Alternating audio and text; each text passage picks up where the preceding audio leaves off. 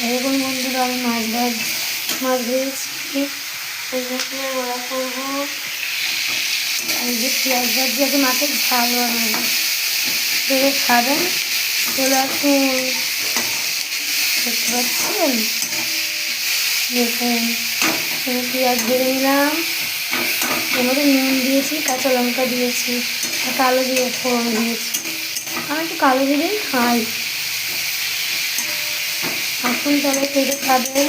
এই যে ভাজা ভাজা যখন হয়ে যাবে, আর এখানে আছে এই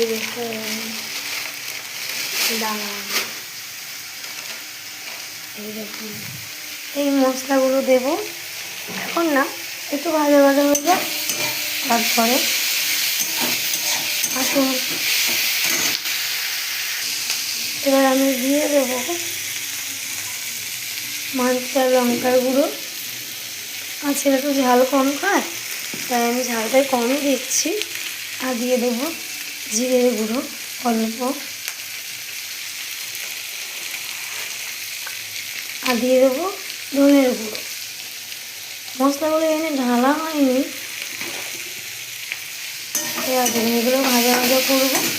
আর দিয়ে দেবো হলুদের গুঁড়ো।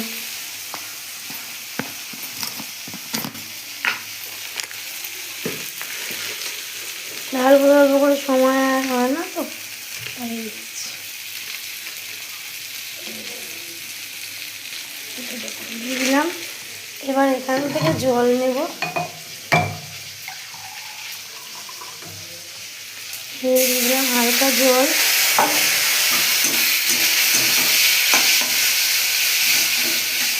এগুলো ভাজা ভাজা টাইপের হোক, কষানো হোক। এই দেখুন দেখুন ভাজা ভাজা হচ্ছে।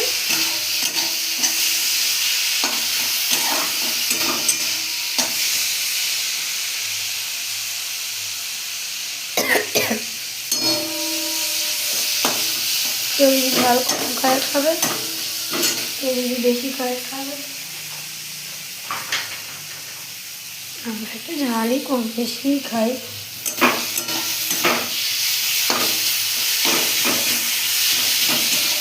এদিকে ছেলে বায়না করছে মা বক সরিষা ফুলের বড়া দাও,